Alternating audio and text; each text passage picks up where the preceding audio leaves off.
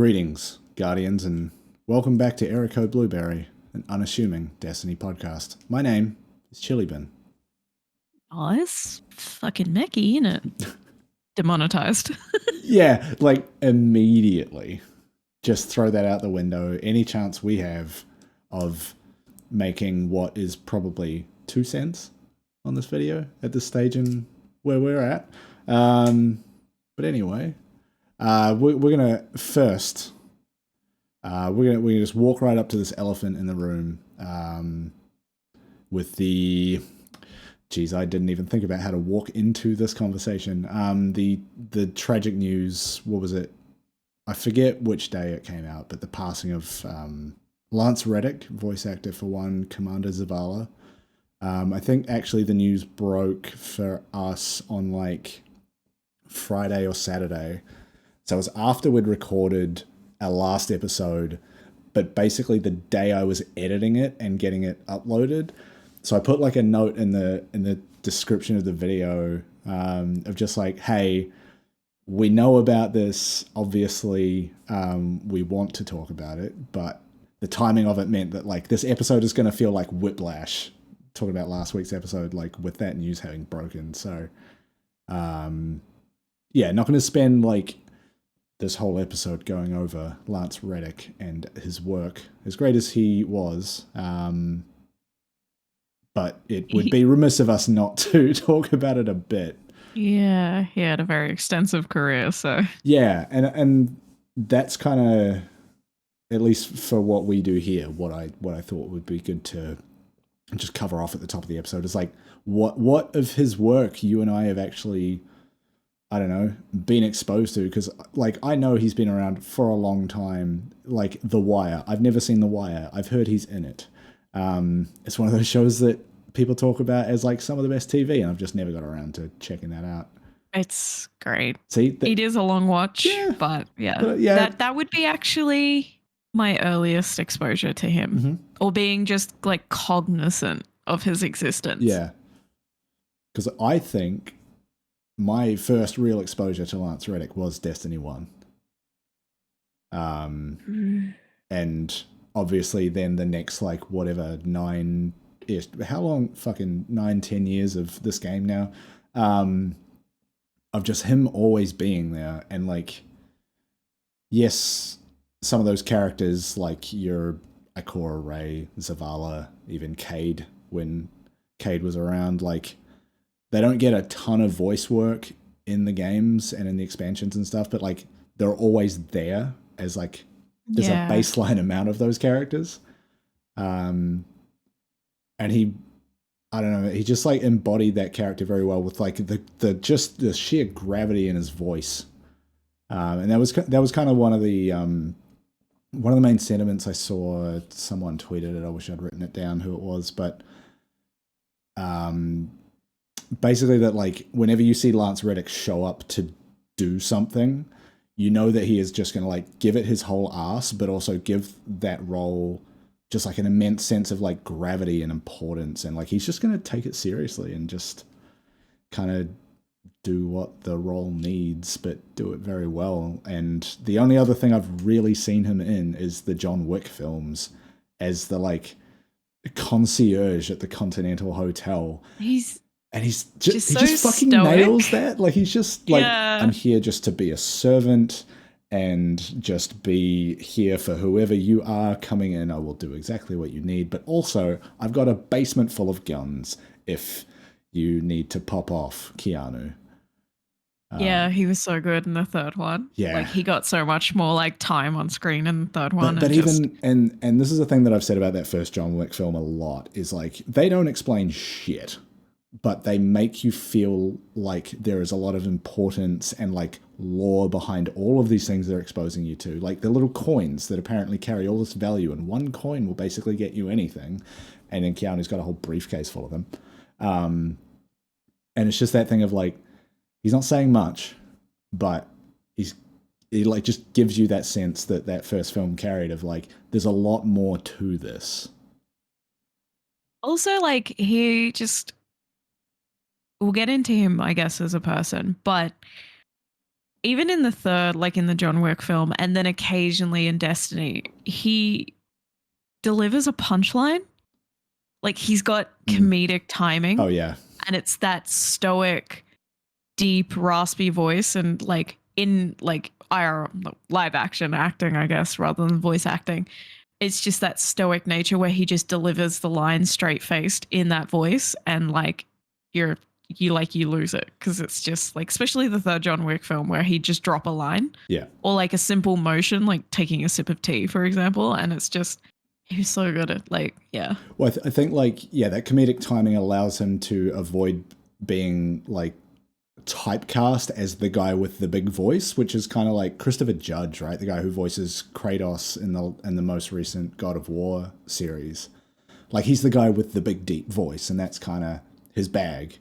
And like there's bits forever just boy. Yeah, there's bits of humor in there, but it's not really ever that character telling a joke, so you don't get to see that. Whereas I feel like Lance Reddick was always able to like take what his voice can do, but like he knew how to use it for different purposes, comedy being one of them, and like you just slip that in there and be like, damn, did you just make this incredibly serious character tell a funny haha joke? And it's just so good. Yeah. It's gonna be weird. It already is weird. Yeah. So I mean, people would have seen on Twitter and stuff like that, like people logging into the game and going and like, you know, doing the classic Destiny 2 emote in the tower group flash mob, I guess is the best way to describe it, but like posting vigils around Zavala in the tower, and that stuff is super sweet. And like I think I didn't play the game for like a good 3 days after the news broke. Not because I was trying to stay away. I was just doing other things. But like by the time I got back to the game, all of that stuff had kind of like dissipated by then. People were still like running the emblem that everyone kind of picked up to show tribute. But yeah, it was that was a bit weird of like seeing the character model there, and like then my brain going, oh yeah, that is kind of, we're gonna have to embrace that at some point, because like there will be an amount of voice lines they've recorded that we now have to run through before we run out. And I would have to imagine that they just cast another voice actor, right? Because Zavala is still such a big character in the story. I don't really see them like using this as an opportunity or a reason to work Zavala out of the story and out of the game, as much as the two are so closely linked. But there's going to be a point where we run out of Lance Reddick Zavala voice lines. Yeah. I played Day Of. So when I found out, I had a little bit of a, not a cry, but like a teary. Like where you're like, oh, fuck. Because I found out on the train on the way to work. So I had to kind of be like, whoa, okay, shit. And then, you know, Twitter's popping off about it. And it's just like got to the point where I was like, I can't check Twitter. I can't look at Twitter today because this sucks. This sucks so hard. And then I walked up and I was like, you know, for some reason, kind of slipped my mind and I jumped on Destiny. Not slipped my mind, but it wasn't there because I'd had a full day of work and I was doing other things. And then I was like, I'll do my strike pinnacle tonight. And then he turned around in his animation and did the Guardian. I was bawling, sobbing. I think I Snapchatted it to you. I was like, you're like mid cry. Fucking sobbing. And then did my stuff, and it was like every time I got a strike with a Zavala voice line in it, I was gone again. I started crying again. Yeah. Like I mean, I wouldn't be surprised if they do some kind of in-game thing, even just to like quietly pay tribute, whether that's like, hey, this week every strike is Lake of Shadows and every one of them will give you the Operation Baby Dog voice line when you load in. Like something like that that's like kind of cute, but like really puts his voice work front and center in some way. Um, Something like that would be also kind of like fun. just Operation Baby Dog, knowing how much he loves dogs, But yeah, like how much he loved his dogs, and like how much work he did for like rescue charities, and just him as a human being too. I think it not only is like the Destiny community losing a really important voice, it was just within so many different communities, he was an important voice, like yeah. Well, because he not was just in the literal sense. actually voice actor for Sylens in the Horizon Zero Dawn, Forbidden West, that series, and I mean, yes, it's like similar sort of voice characteristic, but like very different character motivations and more like more I don't know, agency and kind of aggression within that character, and he's like able to sort of embody that very well as well. But yeah, just like to quote Keanu Reeves at the John Wick 4 premiere, I think it fucking sucks that Lance isn't here. Like it was at the end of this question about like his relationship with Lance Reddick, and he's just like, yeah, just breaks all his media training. He's just like, yeah, it fucking sucks Lance isn't here. And that's kind I of saw all the pictures of like the actors posing because they put like a big poster up right of him. And yeah, I saw a lot of the actors, posing. The Erica who does the voice of Anna, she had some really sweet things to say about him that hurt my heart a little bit. Yeah. Just a lot of fucking sucks we never got to run lines together. We were always in different spaces recording, but he always had something so sweet to say to me when he heard my lines back, or like he got to hear or see the finished cutscene. He always so supportive and had the sweetest things to say, and I was just like, yeah, just judging by his Twitter presence, you could tell he was one of the good ones. Like he seemed so sweet. He was there for the community. Well, that also fucking hilarious too. Yes. But wasn't afraid to roast the shit out of people. But that's also the other thing that like we need to mention is like he actually fucking played a lot of Destiny. Like the fact that apparently he just had the last mission left in Lightfall. Yeah, that sucks. That fucking sucks. I also saw like a chain of tweets from I forget who the Destiny dev was, but they were recounting a story of Lance running a raid with them and him just being like the most patient, chill dude and just like vibing and kind of working out roles. And yeah, one of my fucking favorite videos is like, it's one that he just posted to his Twitter account, and he's just like, my wife's away, the dogs are at the sitters, you know what that means. And he just shows us, and he's just like gonna play Destiny, and he's just fucking jazzed about it. So good.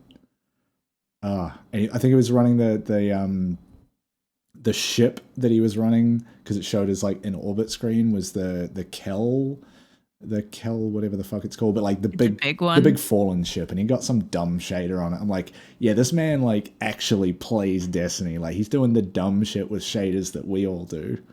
Yeah. It sucks. But it's also funny, he was like a warlock main, I think. Hell yeah. Yeah, and we'll get into the story stuff, but like, fuck, it sucks. Yeah. It just sucks. Yeah. And he was only 60. Yeah, but I think they said it was and they said it was sudden. Natural causes, I think. So it was so sudden, apparently, too. So yeah, so shout out Lance Reddick. Goddamn. That's yeah. Fucking sucks he's not here. the washing. Also, that just reminded me, because I meant to share it in show notes. The Washington Post did an article called "The Weirder Side of Lance Reddick." Yeah, and it's just got some of his like stuff he's done for roles, but then also talks a lot about like just his general fuckery online. Well, did you watch that clip of him from the Eric Andre show that I shared? Yeah, because he just like he like does the usual weird Eric Andre interview skit, which was all his idea, and then he comes back out like shirtless. He's ripped, by the way, in this clip, and he's got like a Star Trek visor, the Star Trek logo, I guess, stuck to his chest, and chains, and he's just like, "Where's my iconic slave role? I wish I was LeVar Burton." It's just like so funny. Ah. Oh. But then it was like he would post little videos to Twitter all the time. Yeah. And just like making fun of the Destiny community sometimes, or like joining in memes, like memes about Zavala. I can't remember the meme, but there's this classic like Destiny clip where someone either got him on Cameo or just got him to do it, where he recorded this voice line of like a shit post, and then someone dubbed that over like Destiny footage. I think it was like, you remember from season of the Chosen, I think, where Keitel first like is introduced, and it's in that negotiation where they're talking about alliances, and he's just like basically just like, "No, we're not going to join up with your sorry ass group. We've got the Guardian. They've killed literal gods. What the fuck have you done?" It's like this massive tirade, and then they put that voice clip over the cutscene from the game, and it's some of the funniest shit he's ever done. Yeah. But also he did a lot of charity work, and he was very vocal. You know, a feminist through and through as well. Like just a real one. Just super rad. Super rad. Fucking loved his dogs. Like yeah. Yeah. It sucks. Yeah. Like, I'm being reminded he did a whole bunch of shit on College Humor and fucking Funny or Die. Yeah. He would just show up in random shit, and you're like, why is Lance Reddick here, and why is it one of the funniest things I've ever seen? What is happening? It's just because he can and wanted to. Yeah. It's like people thinking some of his videos were cameos, and it was just like, nah, he saw a meme online and decided to jump on and join in. Yeah. Yeah, he didn't wait for someone to be like, hey, here's $5, can you record this thing? He was like, no, I'm fucking Commander Zavala. I'm going to do this because it's funny. Yeah. Oh, man. Fucking God damn it. Yeah. Are you ready to make the impossible pivot? and try and talk about the video game? Yeah. Actually, like in terms of segues, this is both great and terrible. This week's story was a goddamn humdinger, pulling on the heartstrings even more so. And it feels so much heavier with the timing. Yeah. So I'm trying to remember what we're actually doing in this week's story. It's kind of... No, we go to get Misrax and more prisoners. Misrax and Amanda are like going to try and break into this prison to get them. It's on the EDZ. Weirdly, Aramis is trying to tell Misrax, don't do this, actually. Yeah, almost like a blatant betrayal to the witness from Aramis, her being... Yeah. I think she said something like, turn around, this is certain death. Like... Yeah. She's heavily hinting like, hey, don't do it. I've read the script. Do it. Don't go in there.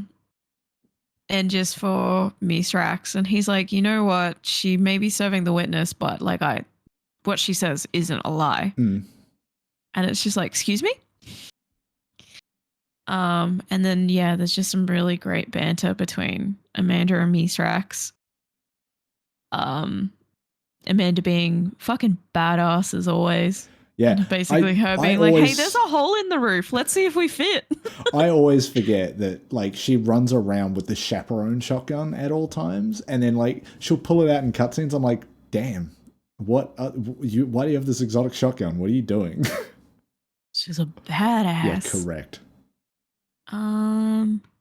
There's some banter between them. Mr. Axe being like, you know what? I kind of understand why the spider got frustrated with me so much now. Yeah. Like seeing a lot of himself in Amanda. Mm-hmm. Because, you know, there's a line where he's like, oh, you sure is the ship going to fit through the hole? And she's like, one way to find out. Yeah. Yeah, it's very much like, who is it? Niobe in The Matrix, which is like, I'm just a good fucking pilot. You watch me cram this giant ship through this tiny hole. Then you basically run through this prison, and then you go into a room and there's a tormentor, and Amanda is up in the security thing. Security room, trying to unlock some shit. Yeah, and then basically once you defeat them, Mr. Axe is like, oh, I found the prisoners, and an alarm goes off. Mm-hmm. And Amanda basically holds wires together, even though it clearly hurts. She holds them together to kind of disarm the system. Like to open a door so everyone can get out. Yeah. And then she looks really happy and content with herself and is unexpectedly out of nowhere just consumed by an explosion. Yeah. I have to give credit in a really kind of beautiful way. Yeah, where that's what I'm saying. Is like I have to give credit, like especially this season and with Lightfall, to the cinematics team again. Like some of the strongest work to date is like Amanda, like front, like facing front of shot, like is looking down, goes to look up as this fireball engulfs her from behind. It just, and it's in slow motion. It looks incredible, but it fucking sucks. I saw people interpret that as she knew the explosion was coming, so she did like the cinematic, like I was like, no, I think she was genuinely relieved that everyone got out and didn't expect that explosion. Why would you? Why would you? Why would you think that was a reasonable outcome? Yeah. I was like, I don't think that's her being like, oh, I helped. It's my time to go. It's like, no, that's not Amanda. Amanda wouldn't just be like, I've done this one mission. Yeah. Bye. Like. Yeah. I have also seen interpretations of that along the lines of Amanda coming back as a guardian. Given how much work they've put into her story this season of she wanted to be a guardian, didn't get to be one, went to the city in that kind of hope. The fact that the weapon it drops you is called Prodigal Return at the end of the mission. I don't think there's no water held by that theory. I think it could go either way. I think it's a stretch. But I also know that the Hunters still need a Vanguard. And I don't know, she'd make a pretty good one, especially given her connection to Cade. Gives Aldrin an in because she won't remember anything when she comes back. He will, and if he goes after her, that's wicked manipulative. That's do that. Wicked creepy, but I wouldn't put it past him. Yeah, he's two creeps in one. Which comes to the sucky hard part. Yeah. Where you go to the farm. Yeah, Zavala is lent up against her body under the shroud. And what has he said? Like, bravery. He's basically just chanting devotion, bravery, sacrifice. Over and over again. Whichever order they come in with, like the devotion inspires bravery, bravery leads to sacrifice. But just saying those three words. Given the heaviness of losing Lance, got me in the gut. And the fact, I love Amanda, so I was sad but anyway. Also the fact that Zavala never moves from that pose with his head up against the... It's not a tomb, but like where the body is placed under the shroud. And you don't get to see his face. He's just there.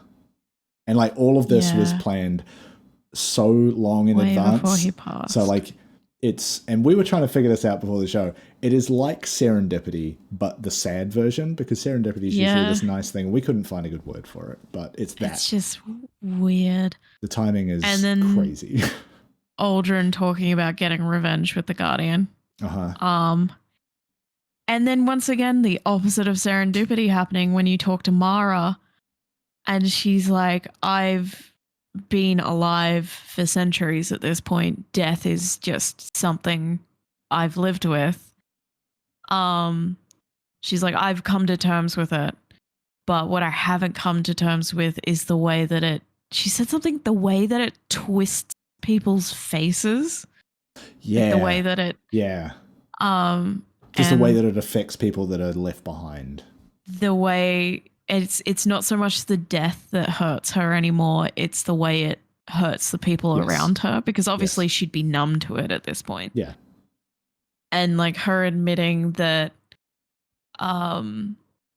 this is like seeing Crow going through grief, and then she says something really poignant about how at the end of it, hopefully you look up and you see friendly faces or something like you see like supportive, and like gone. Bye. Just because of everything leading into that, losing Amanda, losing Lance in real life, and then that speech from Mara, I was like, God fucking damn it. And the thing that like my heart. Yeah, the thing that wraps all of that in like additional kind of heartbreak is all of the stuff that they have been putting into these major characters around, like, hey, we used to look at the Traveler, now we look at those around us, those at our side for support, for care. And then this shit happens, and it's like, okay, yeah, we definitely need that, no doubt. But also, can you still be here a little bit, please? Looking to see if I could find the exact quote, because it's fucking insane how just whoo in the chest that it hit. Yeah. Yeah. And like it's not up yet, unfortunately, but definitely if you do the story stuff, definitely I think that shit would still have hit had Lance not passed away this week. Like, it's still I love decently well done. I was gonna say, I've been screaming about Mara for what, 3 weeks? Not Mara, Amanda for 3 weeks now, and how much I love her. Yes. Which I've always loved her. You guys know she's my resident mullet friend. Yeah. Yeah. My resident bisexual. Yeah. Tattooed bisexual. This kind of thing is like, I saw someone saying like, this is kind of what happens with secondary characters on TV shows, is like, when they start focusing on them, you know that maybe 2-3 episodes later they're going to get iced. And also her nervous. But also her role in the tower has become increasingly redundant. You used to go to her for ships, but they were always like green ships, and that was kind of it. And that's all been moved to Rahul. So then they made her like a bit more of a character and gave her a bit more life and a bit more backstory. And then they did the TV thing of like, and goodbye. Yeah, when they gave her the backstory, her and little sketchy, not as in bad, but like drawn out cutscene, I was like, what you doing? There was part of me that was like, don't you fucking dare. They did fucking dare, it turns out. And then when the explosion scene happened, part of me was like, you fuckers. Yeah. You fucking, this is literal bisexual erasure. You come back here. Yeah. Don't ice your gaze. What are we doing? Frigid Give gaze? me my mullet queen back. Yes. And the interesting thing for me, after having done all that, is looking at the quest log entry for the seasonal quest line. We're now at 24 out of 28 steps. So I'm fairly certain we've got 1, maybe 2 weeks left on it. Yeah. And we'll have like Guardian Games come through, and that'll be 3 weeks out of the season. But there's not a lot left. What's the what's the season ender? What's the cliffhanger? What are we doing to wrap it up? Knowing that the next season is Season of the Deep. Where are we going? Who are we nuking in 2 weeks? Yeah. Or is this it? Maybe Crow's, in fact, not in fondness, they called it, but obsession. He followed her around like a fucking lovesick teenager. Yeah. Towards the end there. Maybe that his quest to get her back, or his desire for revenge, takes us. Yeah, maybe that's it. Because everyone else is trying to say, don't go do the revenge thing. It's not going to get you anywhere.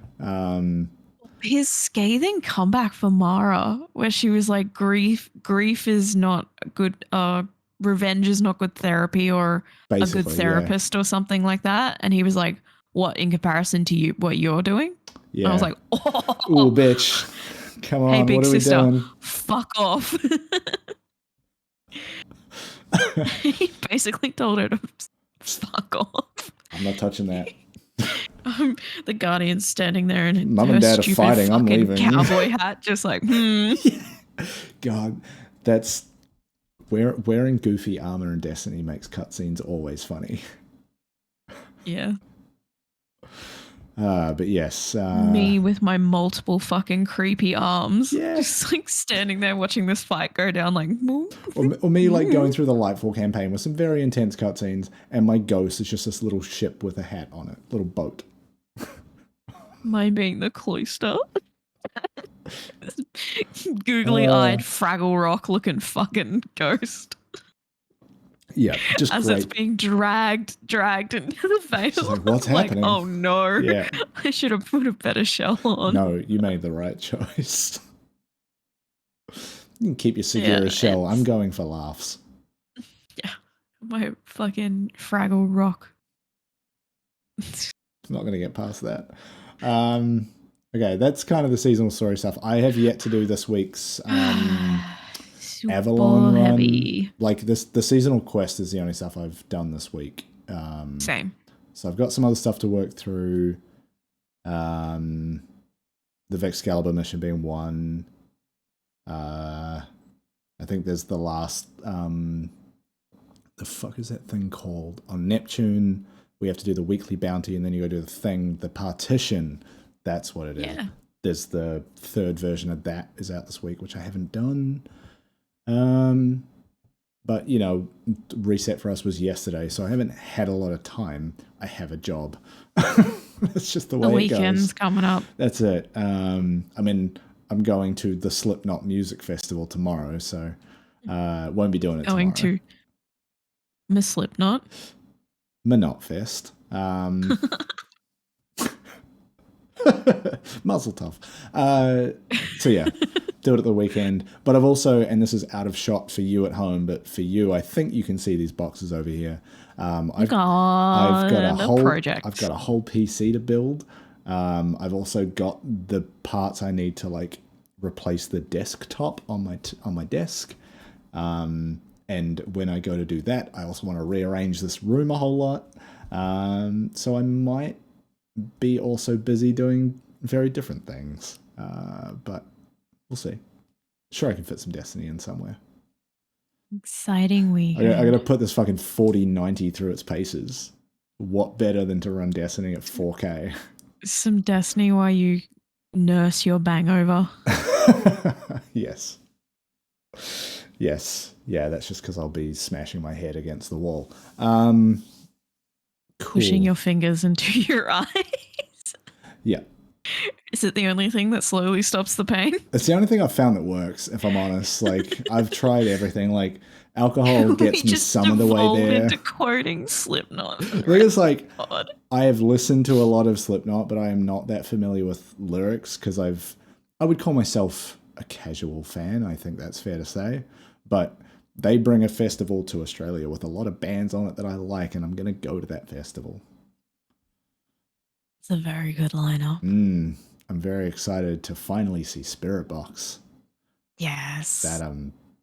That's like, whew, very excited for that. But also, yeah, getting to see Trivium and then like Megadeth and Parkway. Really great Australian acts are in Parkway there too, like there. Parkway, North Lane, Alpha Wolf. Okay, I keep forgetting about North Lane because I have now seen them like 2 or 3 times in recent months, but yes, they are very good live. And it's Alpha Wolf, Knocked Loose. Yeah. You're going to see the ARF in real life. God, one can only dream. I am getting breakfast with our boy Gramps before we go along to that. So it'll be a good old boys' day. Anyway, some less sad stuff. You found this random video about dialogue being different for new players?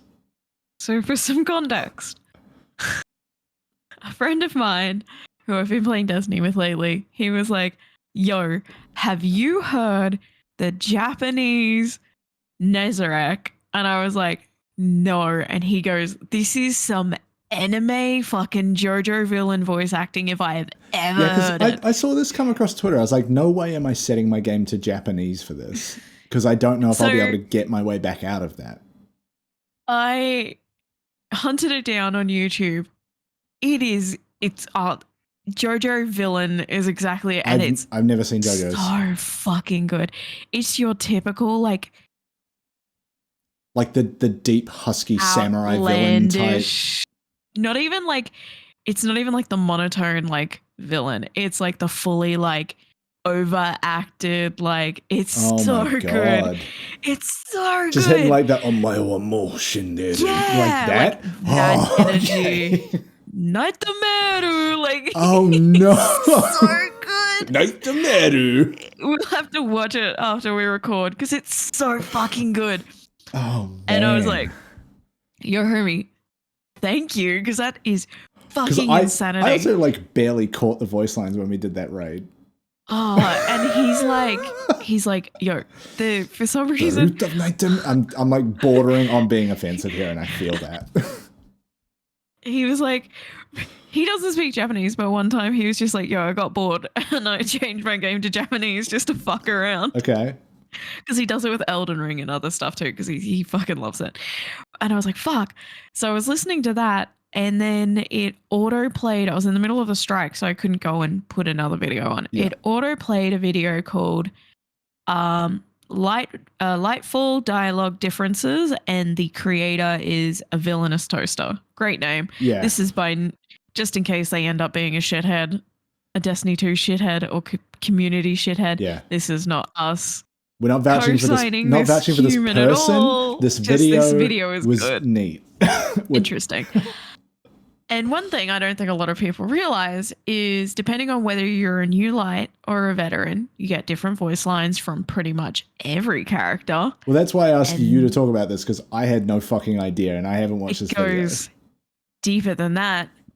Depending on if you've done enough, is the quote. Right.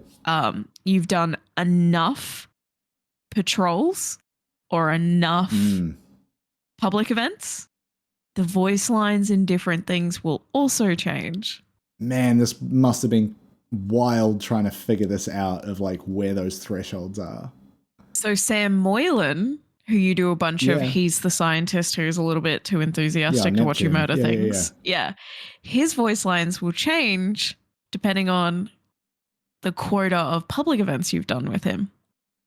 That's crazy. So if you've never done a patrol or a public event involving Sam Moylan, he acts the first time you go into... Oh, it's like the first time you've heard partition from him. Or whatever it is. Yeah. He joins you on one of those things. Yeah, I think it's partition he joins you on, right? On the second, he's the floating orb. I think it was the second one. It was him. Or it might have been all of them, actually. I'm not sure. So if you've never done a public event with him, the voice lines are basically him introducing himself to you. Right. And being like, I've heard all about Guardians, and all the voice lines through it are like, huh, you're pretty cool. Like, that was pretty neat. This is the thing I don't have a good grasp on at all, is like how much a new player is funneled into doing things like patrols and public events, and like how much of that you need to have done in order to get into something like a partition. Yeah. Whereas if you do a bunch and then you run stuff with him in it, he's, we make such a great team. We work so well together, like your buddy. I think me and Sam Moylan are good friends at this point. Same with the archivist. She's got different, or they have different voice lines as well, depending on how much of the mission you've done with them. Yeah. Whenever they pop up in different, even patrols and stuff that they pop up in, their voice lines are different depending on how much you've done in the memorial.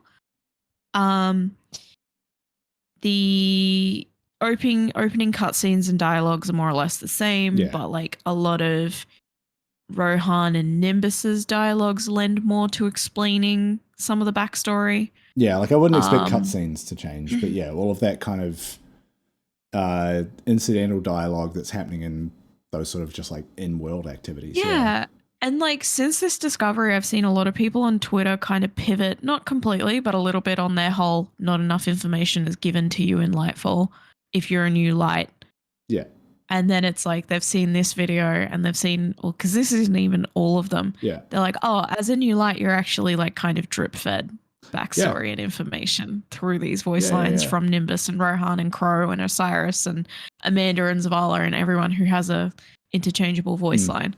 I just thought it was really interesting and it's super cool. Yeah. Because it's like, oh. Yeah, they are actually thinking about new player experience. It's just that, hey, if you have fucking 2,000 hours in the game, you will never see that. And they are constantly working on it. It's also interesting in the fact that, like, if you're not a player who does world stuff or public events or anything like that, you're not going to have an experience when you run the partition and Sam's talking to you and you're like, who the fuck is this? Yeah. It's like, Whereas, like, I know in old expansions, I'd like jump into a strike or something back when I first jumped back on board and someone would be talking to you like your best mates. And I'm like, who the fuck is this? Because I haven't played the expansions before that or the content before that got sunset. Strikes are weird because they're kind of like compartmentalized. They're like a moment in time. Yeah, they're like these compartmentalized little story beats. And so there isn't, the way that they're set up, there's not really a way to have an introductory version to it. It's always just going to be, here is the story of this strike. Yeah. But it's super interesting. Well, yeah, because super fun. I remember because I did the legendary legendary Lightfall campaign as like the first thing. I was just like, I'm going to start this, I'm going to finish it same day. And there were a couple of points within that they forced you to do things like patrols and public events on Neptune just to like keep the quest line moving. So one of the quest steps was literally like go and do these things, or like seasonal challenges will make you do that in different locations. So like if you're trying to tick all those things off, you will just come across a lot of this. But it's also super interesting to think or to realize that they have accounted for the fact that you might go into something like a partition having never done all of these dialogue branching trees before that. And so your starting point is in this later piece of content, and they've got to like account for that, but still give you the same level of introduction to this character. It's so wild. Yeah, it was just like a fun little find. Yeah. Shout out to the homie who told me to watch Japanese Nezarec. Yeah, I cannot wait. Led me down a rabbit hole. Cannot wait to see this. I went back and shared it with him and he was like, what the fuck? Not even I knew that. Yeah. I was like, yeah, that's so wild. Yeah, one of my favorite things is when games will give you the option to like change in-game audio language, but also a separate setting for like subtitle language so that you can kind of have that subbed anime experience of like, yo, I want to hear this voice with this subtitle so that I know what they're saying, but also it sounds crazy. Crazy good, that is. There's definitely been some games where I'm like, yeah, that would actually be pretty sick. Yeah. Yes. Good. Apparently Rolk's Japanese voice actor is off the hook as well. I kind of want to hear Callus. I want to know how much of a simpering little bitch he sounds like in Japanese, or whatever other languages are available. I actually don't know how many languages they do voice for. I want to hear Romanian Callus. Finnish Rolk. Ooh. Yeah. Dona. Yeah, it was just like one of those things where I was like, I appreciate. Yeah. I appreciate this. That is some good stuff. It's just one of those fun little things. Yeah. Speaking of fun little things, I went and loaded up the Bungie store today, just like, you know, it's a new season, new expansion. I'm like, you know, they periodically will just drop items that aren't Bungie reward pre-orders. And I happened to see a thing that's like listed as coming soon, which is like this exotic collection. What is it? It's like, exotic armory collection. It's like it's the Vexcalibur, but it looks like it's in a fucking like Perspex Like it's wall case, display mounted. case. Yeah. Yeah. The fact that it's under the like Exotic Armory Collection banner is kind of interesting to me because I've got the Exotic Armory book that they put out, which is basically from the beginning of Destiny 2 up until I think it was like up until Witch Queen, I think it was. Like, here is every exotic weapon, just like a nice picture of it and the lore tab just in this book. It's very well presented. So I wonder if they're going to be doing more of this sort of thing of like, have you seen Meta Guns on comes up on Twitter a fair bit? Like pretty sure the guy's in Russia. He makes really fucking highly detailed model replicas of Destiny weapons. He does it for other games too, but a lot of it is Destiny. I've wanted to get a Sunshot from him for a long time, but they are hundreds of dollars and rightfully so. This feels like they're trying to walk a similar sort of line of like, hey, we know people have attachments to some of these items, and we want to give them a little, I don't know, memento or statue or replica or whatever, or a book or whatever it is. But this thing looks crazy. I'm wondering what it actually is. I don't think so. The way they describe it is a display piece features a molded relief of the Vexcalibur exotic glaive in Destiny 2 with a clear acrylic layer painted to celebrate its vibrant colors. Yeah. So I don't and also given it's $60 US, I don't think it's an actual like physical replica of the weapon. It's more like it's like one of those layered art piece kind of things. Like kind of a 3-dimensional art print sort of deal. But yeah, it's like in this long looking board with a glass thing in front of it. I don't know. It looks pretty cool. I don't think I'll be getting it just because I mean, what would I do with something like that? But I think it's neat. Yeah. I rent hang things. Yeah, exactly. But that was pretty neat. Yeah, it's interesting. I'm going to wait to see people receive it, and then I might decide if I'm going to make the leap of it or not. Yeah. I still have to buy the jacket. Get a jacket. The other thing that I think basically came out in the last 24 hours, and I think this will probably be the last thing that we've got for this episode. There was another one of the classic midweek giant fucking blog post about some updates that are either coming soon or later, all centered around Crucible.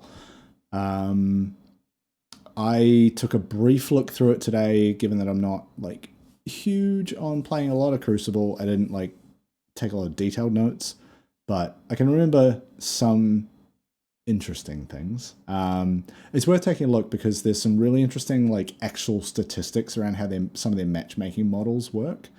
In particular, the fire team based matchmaking that they're doing for. They're definitely doing it for Iron Banner and Trials, which is why they've gotten rid of freelance modes. I didn't even know this. So the reason they've just removed freelance modes from those two is that their default matchmaking in the regular playlist accounts for it.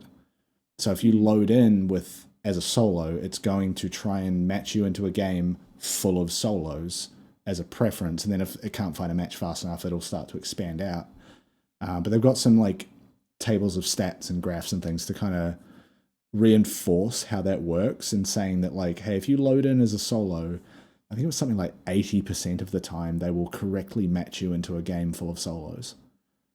And they've showing the percentages of like, hey, these configurations will match this amount of the time, and that stuff's really fascinating. Of like, okay, the freelance, I would always load into a freelance playlist as a solo player for those modes, and now knowing that like, oh, they're not there because they don't need them anymore.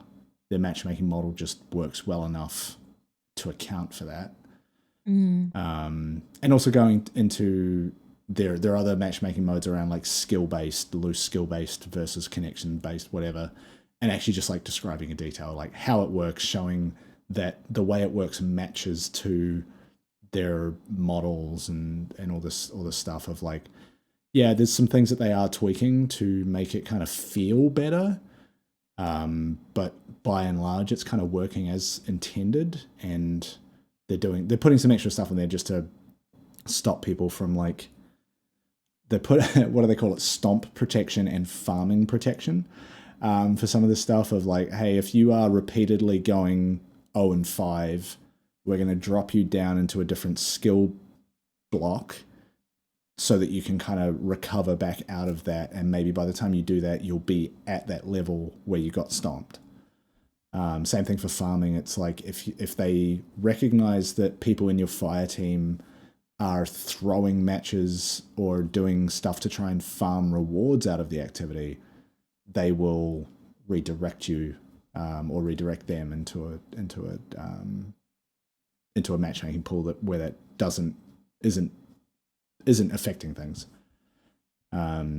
So yeah, like there's a lot of people talk a lot of shit about matchmaking on Twitter. It's like you actually have no fucking idea what you're talking about, it turns out. Yeah. And they're just showing you all the numbers in this post, which is very cool to see. Some stuff that they talk about coming in a mid-season patch in terms of Crucible changes. They don't put a date on that in the post. We do know that there's a patch heading this week, I think tomorrow for us. They haven't, like in this post, they don't say that it's coming in that patch, but it will be coming probably in the next few weeks. I would guess. And there's everything else in here is like they're talking about season 21, which is our next season. So yeah, some cool stuff coming. They are taking Clash out of the quick play playlist, so now the quick play playlist will just be Control. Which I kind of love, because Clash, I find it boring, because like it's just team deathmatch and the score goal is way too high. I find it boring. But if you're constantly trying to get zones, then at least there's something to be doing. If you're not like getting a lot of kills, like I don't. So that's pretty neat. They're also separating the Crucible Rotator playlists out, so you'll have, I forget what they call the normie one, which is where you'll put like things that aren't Mayhem and Team Scorched. They'll put that in one playlist that is always active, and they will have another always active playlist that they refer to as Crucible Party Rotator. So you'll have like Mayhem this week plus like Showdown or whatever one of the more competitive rotator options is, and like those two playlists will just always be there. So you're not waiting for one of the party modes to come up. Yeah, like it's Mayhem, it's Team Scorch, and it's Momentum Control. Those three are on a separate rotator to all the other rotator modes. I like that. So 1 in 3 weeks will be Mayhem, which is fucking rad. I love Mayhem. I'm here for MomCon. I really love MomCon. MomCon and Meckii. Sorry, MomCon, aka Milfapalooza. I don't think we had any other names for it, but I like those. I'm trying to think if there's anything else there. Oh, yeah. So those of us that have gilded Dredgen or Glorious already, because the game seemed to be bugged, turns out, yeah, it fucking was. Of course it was. Like, you shouldn't be able to gild a title with one triumph. They're going to be rolling that back, basically removing the gilding if you haven't actually ticked all of the gilding requirements for the season. And then obviously if you have gotten those triumphs in the meantime, you can just tick them off and gild it anyway.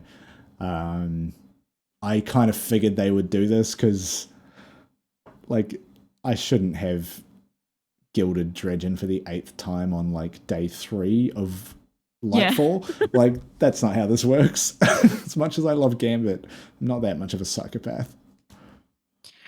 I as someone who doesn't care about titles, I'm a little bit less like bothered by it. And I had someone in our clan have a bit of a cry about it. I just said rip bozo. Not wrong. Like, it's a silly thing to care about. Rip bozo, and they responded with like a sad emoji, and I was like, if it's not meant to happen, what did you expect was going to happen? They would just let everyone know. Keep it? Like, no. It's not how I gilding should ever probably works. be more empathetic, but like it's just a title No, in a game. it's a very silly thing to care about, and also I don't think the effort of gilding something like Dredgen is actually that hard, especially with the changes they made this year of like, Yeah. oh, it's like 30, what is it, 30 match completions, but wins count for more than one. So it's like, it's actually not that hard. Yeah. You just got to play a bunch of Gambit, and like you wait until it's bonus Infamy week, and you just play a bunch of Gambit, and that's it for the season. It's not hard. Yeah. Just rip Bozo. Yeah, rip Bozo. Yeah. I don't think there was much else from that playlist. I do know that this week they are fucking fixing Thresher damage, which I'm very excited about, because that is the thing that kills me the most when I'm trying to do terminal overload. Holy fuck. Just Thresher's absolutely nuking me from orbit. Yeah, so I will load into a terminal overload, immediately put 7 rounds of Xenophage. That's what it takes to take a Thresher down into that Thresher. And then I will go about doing the activity. But then by the time you hit like wave 2 and wave 3, there's more Threshers. Those things can fuck off. And also, that's what was they show up in like the Arms the Dealer Strike, and they're also doing the same thing there. Also, like that was the thing that kept fucking getting me in this week's story mission too. Yeah. So I think the patch that should hit tomorrow will fix that. I don't know if Crucible changes and stuff are in there, but Thresher damage is getting fixed. So yes, please, and thank you. Just silly stuff. But yeah, have a read of the Crucible post if that's something you care about. They are making some interesting changes to some of the trials passages. The Passage of Mercy, aka the one I always get because it forgives one loss. Forgives a loss. No, it now forgives 2 unless you've gone flawless. They're making a change to another one, which is, I forget. It's one of the ones that actually matters if you get wins, which I cannot bank on. So don't ask me. I'm not a sweaty boy, at least when it comes to Destiny. Yeah. Crucible changes are coming, but no maps, which, like, get over it at this point. It's all people ever talk about with PvP is like, when are we getting a new map? It's like, I don't know, man. Yeah. Eventually, probably. Yeah. Just map design is hard. down. They're changing the weighting on the existing maps, and just to get certain ones appearing more often, and some of them don't even show up in certain modes. So I don't know. I don't play enough Crucible to give a shit about a problem like that. But yeah. I get it if it's all you do, but also that's the same problem in any like PvP shooter. Yeah, fucking try playing Counter-Strike and having a voting system so all you get is fucking Dust 2. Bro, what if you played Counter-Strike 2? Counter-Strike 2. It's so funny they're releasing a game called CS2. Like, I could get it if CS2 was the internal code name because you're putting it on the Source 2 engine, but CS2 is such a shit name. I mean, it's Overwatch 2 as well. Yeah, well, that one kind of makes sense, but you've gone Counter-Strike. Didn't need to be another game. Counter-Strike 1.6, Counter-Strike GO. There's probably one or two I'm missing. And now you're just going to call something fucking CS2? Source. I think it was like Source. Yeah. That was 1.6, Global Offensive. Yeah. And now CS2. That means we're never getting a CS3. As long as we get rid of Dust 2 and Nuke, I'm good. No, get ready for Dust 3 and Nuke 2. No. I'm sick of those maps. Yeah, but you know they have to put them in there or people will not buy the game. That's the problem. True. Call it Counter-Strike Get Fucked Boy. Counter-Strike Get Out of My House. Counter-Strike These Nuts. Please don't. Counter-Strike Globally Offend Your Mum. Ooh. Counter-Strike Go On, Get Out of Here. Go on, get. Play. See you later. Destiny. Play it. Come get a taste. Come get some. Yeah, I don't know what I'm doing at this point. Oh It's been a no, weird we're week. unraveling. Yeah, and this is the perfect time to end the episode and get the fuck out of here. What was that, 3 weeks in a row we've actually got an episode done? That's good by Hey, us. yo. I think. Don't quote me on that. I don't know. We are consistently inconsistent. That's the Erico Blueberry guarantee. We might put an episode out this week.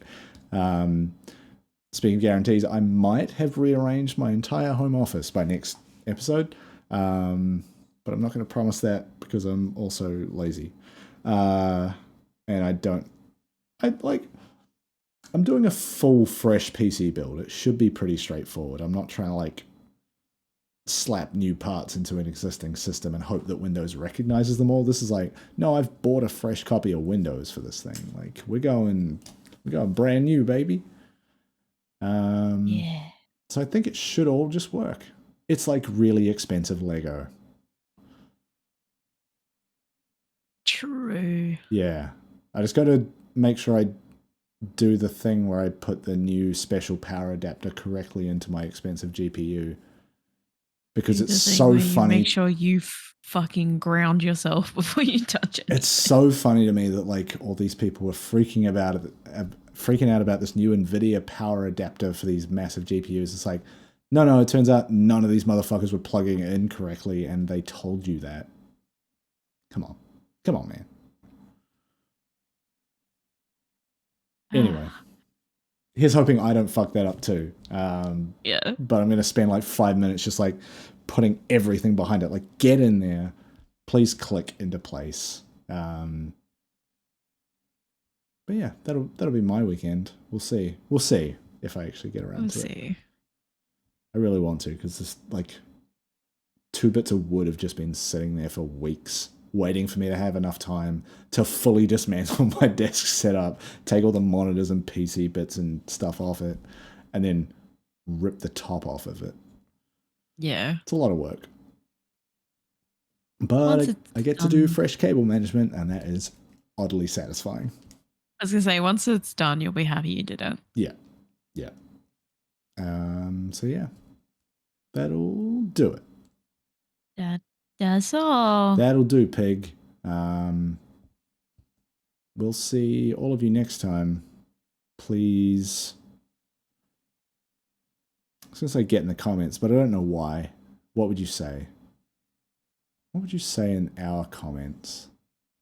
Say some cursed shit. Doesn't have to be about Destiny, but it's probably better if it is. Tell a friend about the show, especially if they play Destiny and are a little bit scuffed. That's kind of our brand, I think, at this point.